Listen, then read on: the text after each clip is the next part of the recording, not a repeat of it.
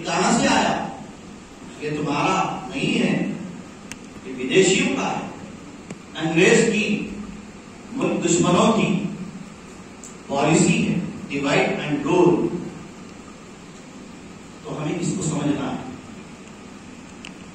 लिहाजा आने वाले इंतखाबात में हमें क्या करना है, उस ताल्लुक से मैं जरूरी बातें आपके सामने पेश करूंगा।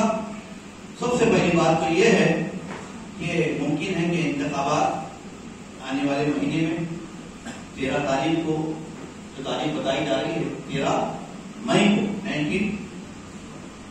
को 2024 में, या आगे पीछे जो भी है बहरहाल, तो आने वाले महीने में इस मुल्क का इंतखाब है, इलेक्शन है। ये इलेक्शन, ये इंतखाब हार जीत का इंतखाब नहीं है। एक पार्टी जीतेगी, एक पार्टी हारेगी, नहीं। ये बात को ध्यान में रखिए। ये इंतखाब, ये इलेक्शन ईमान और कुफर का क्या है? युद्ध है। इस्लाम की और कुफर की जंग है। और कुफर कौन सा?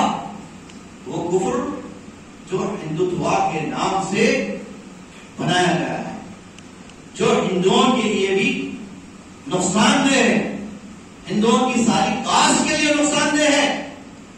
क्योंकि वहां कॉमन सिविल कोड का मतलब एक ही तरीके से तुम शादी करोगे। मुसलमान है तो निकाह नहीं पढ़ाया जाएगा। हिंदू है तो 7 फेरे नहीं लिए जाएंगे। इस हिंदुत्व का जो कानून है, एक्ट मैरिज, उसके तहत उनकी प्लानिंग क्या है नहीं मालूम, खुफिया है। इस बात को समझना है। तो वोट इस मुल्क के रहने वाले हर शहरी का अधिकार है, हक है। जिसकी उम्र 18 साल हो गई है तो पहली फुर्सत में वो अपना क्या करे,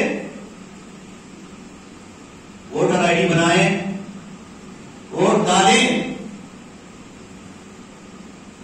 वोट डालना हमारा शरई हक भी है, शहरी हक भी है।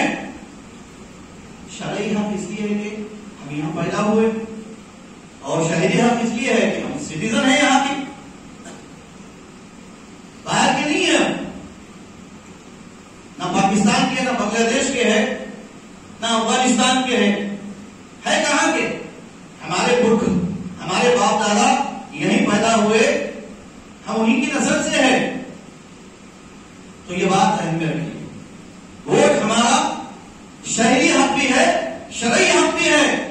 और इससे बड़ी बात यह है कि वोट एक अमानत है। वोट क्या है? अमानत है। वोट एक गवाही है। तो आप अमानत जिसकी है उसको देंगे।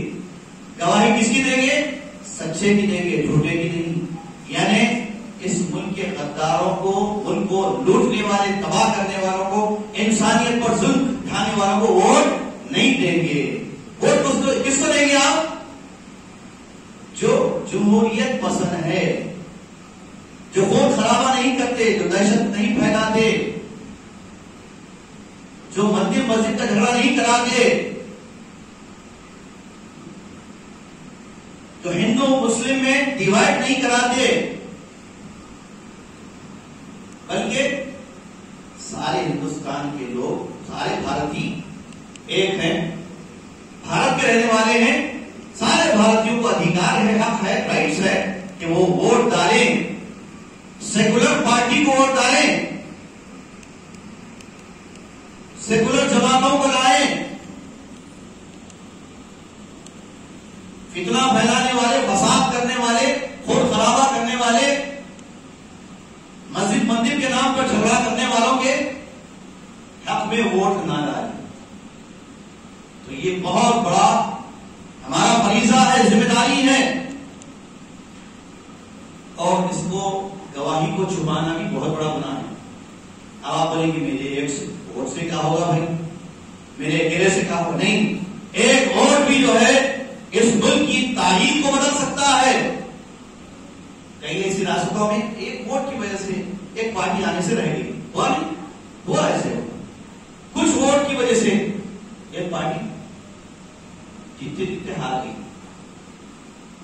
तो जमहूरी मुल्क है, जमहूरियत पसंद सेकुलर माइंडेड लोगों को, जिन जिन रियासतों में सेकुलर जमातें हैं उनको लाना, उनको आगे बढ़ाना, चाहे कोई भी पार्टी हो, मुस्लिम पार्टी हो, हिंदू पार्टी हो, किसी की कोई पार्टी, लेकिन क्रिमिनल माइंड के नहीं होना, डिवाइड रूल करने वाले नहीं,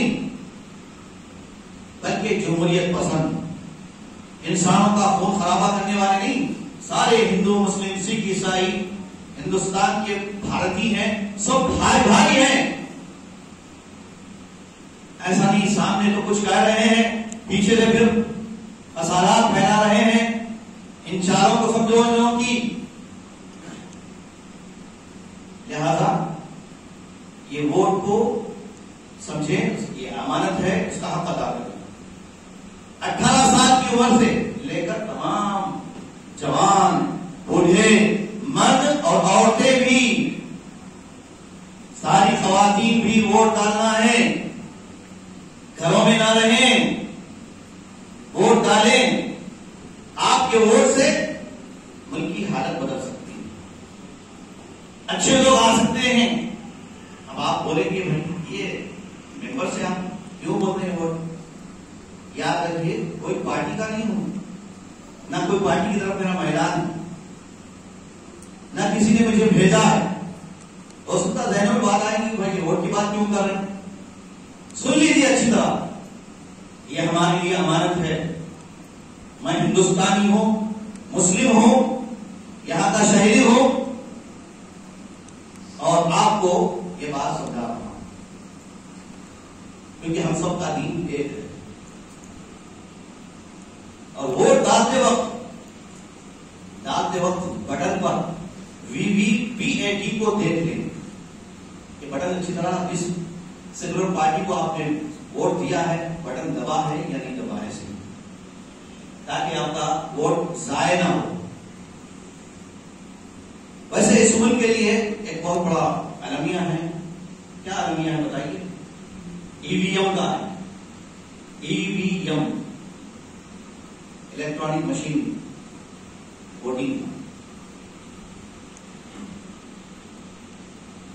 EVM हटाओ, जमहूरियत को लाओ, देश को बचाओ। और ये हम जहन में बिठा लें कि अब की बात बैलेट पेपर सरकार, बैलेट पेपर पर वोट का, बैलेट पेपर के जरिए से